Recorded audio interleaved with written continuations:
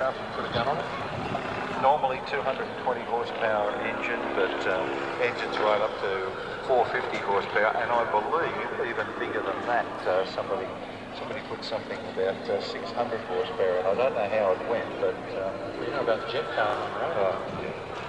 That is insanity. Yeah, they've got it between the landing gear. They've actually got a turbojet, and I think it's got 400 horsepower and a turbojet, and a lot of stainless steel under the fuselage. And a very brave pilot. Has a maximum speed of only about 117 knots, range of about 490 nautical miles, but then again it was never designed to be a long-range touring aeroplane at all.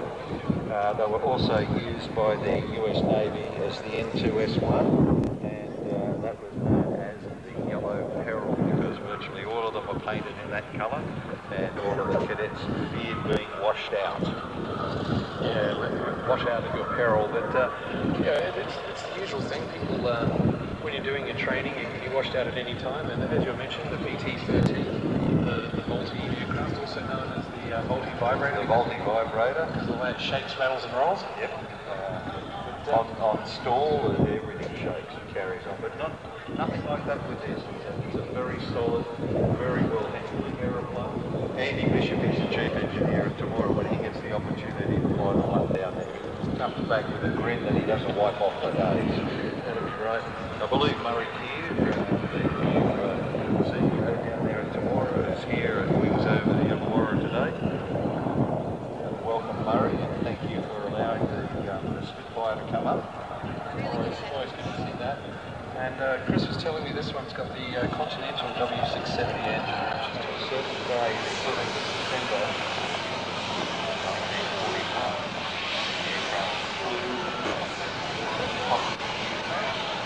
Several hours later, out in Hawaii, looking for the carrier,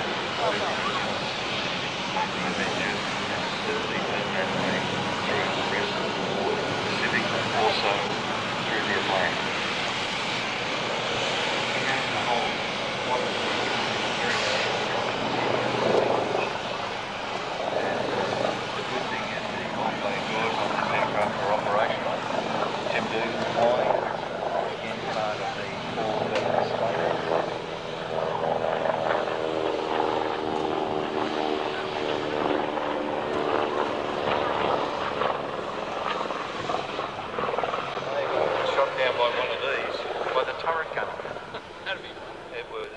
Just amazing to think that. The aircraft is highly manoeuvrable. They call it the Turkey. It doesn't look very elegant on the ground, but in the air it does very, very well indeed. Well, the guys do like to display it quite gracefully, but also, as you mentioned, quite manoeuvrable. Another first for this one. I was advised that in New Zealand, the Air Force rugby team travelled from Ohakea to Auckland for a game and back, with most of the guys sitting in the Bombay, hoping like mad that the doors were well closed.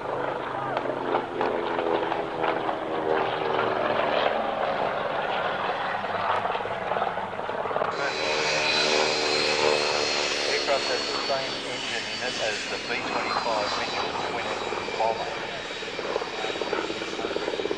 Right aircraft, right engine at the right time. So now, about those arrows, I'm told that each carrier would have a painted on its deck, and in case the carrier that this aircraft belonged to had any arrows would be deployed on the deck. And that was how the pilots knew that to bring the trigger. A lot of them didn't get low enough to see the numbers. And if you have a look at some of the photographs of the task forces that were operating, they could have up to 9 carriers. And you had to return to your base. These particular markings, that broader arrow is the USS Bunker Hill. They had all sorts of different markings, different carrier air groups. They were either diamonds or crosses in different colours on the tail. They had bow ties, basically, on some of them, but they were all there, and that marking was painted on the carrier deck. Unusually, the British used steel decks on their carriers, but the Americans had the resistance of that steel deck. And then the wood would burn a lot faster and worse than the steel. You see the Bombay doors open there. Aircraft fitted with 2 forward-firing 50 caliber machine guns and 2 30 caliber machine guns, one in the turret and one in that ventral position just behind the bomb bay, just before the end of the tail. It could also carry 2,000 pounds of bombs or a 2,000 pound Mark 13 torpedo.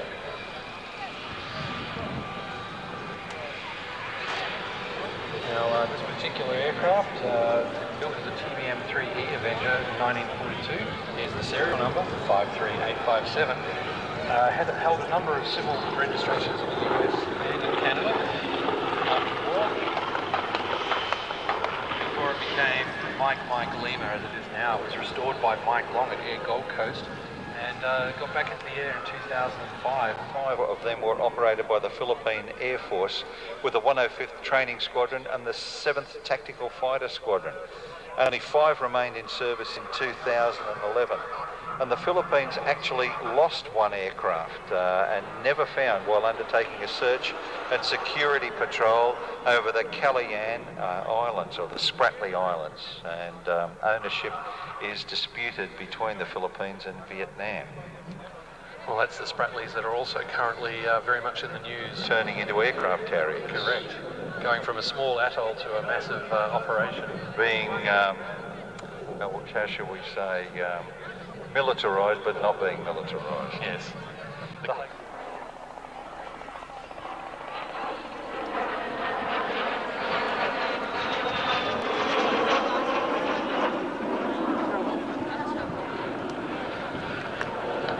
It's certainly a lightweight aircraft, and can do, despite that, can do +6 -3G, which is pretty impressive.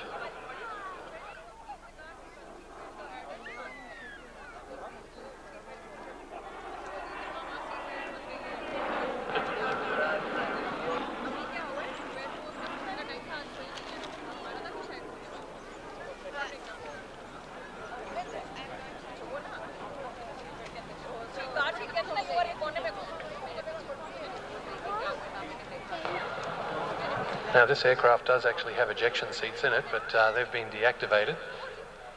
And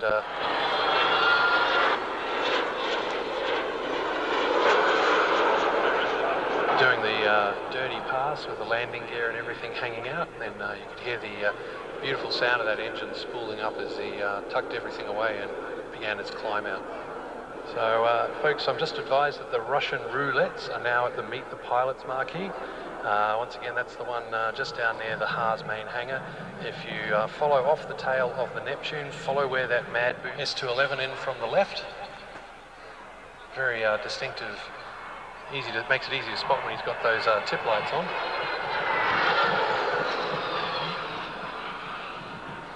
It's one thing about the Singaporeans flying their aircraft over Pierce. If you ever get a chance to get over there and see them, they fly with a degree of verve and elan, I was told. That's a nice way of describing it. As you were saying, the Singaporeans, being such a small island where they do go and practice there and train outside of the Singaporean airspace, they also do a lot of practice on the ground. There's a lot of work going on up at Shoalhaven and up near Townsville, where they're going to be doing a lot of training with the Australian Army. So it's not just the Air Force where the Singaporeans are working here with the Australians. And there was something about taking some aircraft over to New Zealand as well and basing them at Ohakea. I believe so. They definitely make the most of every opportunity. Very easy to maintain, very solid aircraft, and yet very, very light. As I said earlier on, you could see him pushing the aeroplane. The end of phase display, fantastic riding that jet. It strikes me that very slow. He's taking rather soon.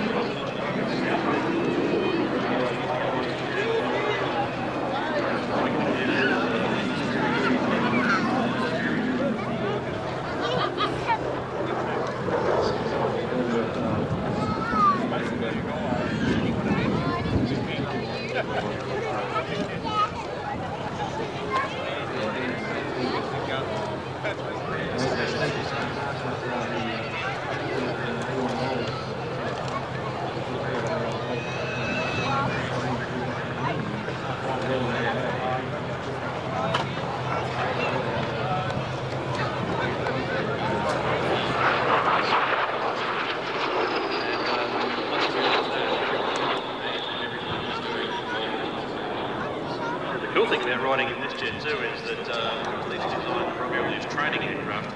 So you're sitting in the rear cockpit, and of course everything in that cockpit is in Russian called Cyrillic.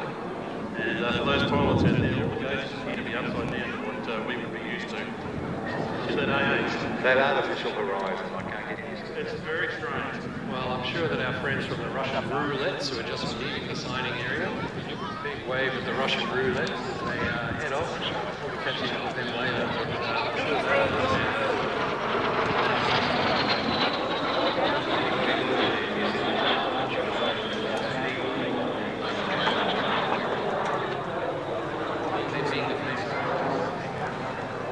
I do have to get it in at least once. They're the bad boys of the air show circuit, but it's so much fun. The L-39 is interesting aeroplane. Beautiful aerodynamic compared to the L-20 that preceded it. Flew in 1968, so it is quite an old design, and it's one of the first ones to employ that turbo fin. There were over 3,000 of them, and it was the principal jet training aircraft for the Soviet bloc, we also had countries.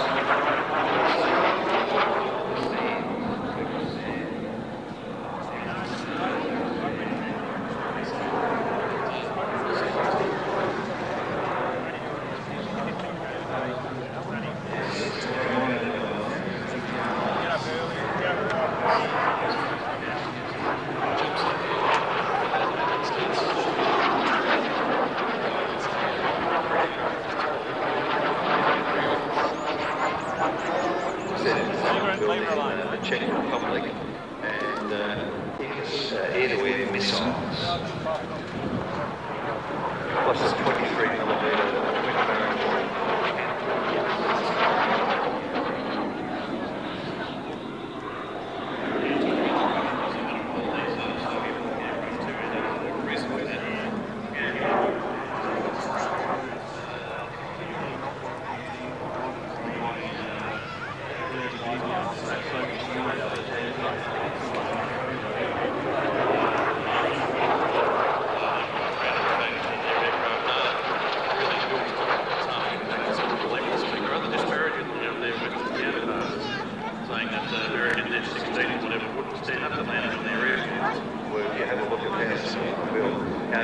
Interlocking hexagonal lumps of concrete, but they all have differential settings, so it is like running over a bed. Phrase designed by genius to maintain by peasants, by lunatics. One variant.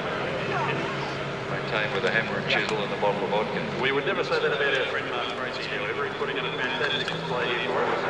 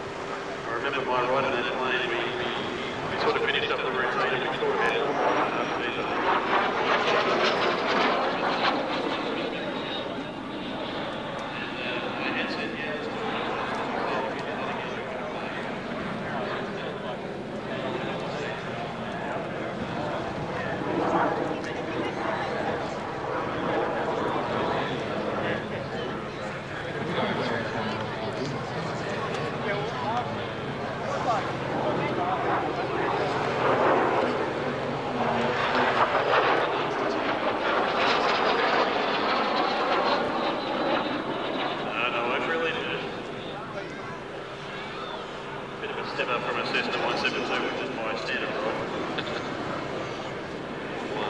A bit more safe, a bit more fun. We're going to have to get you to Cessna 172. Yeah, well, I'm open to offers. Anyway, that's a subject for another day. Folks, if you'd like to find out more about Mark Tracy and get a ride in this jet, in fact, check out their website, jetflight.com.au. Mark likes to say, it's the fastest ride in the country. That's really right.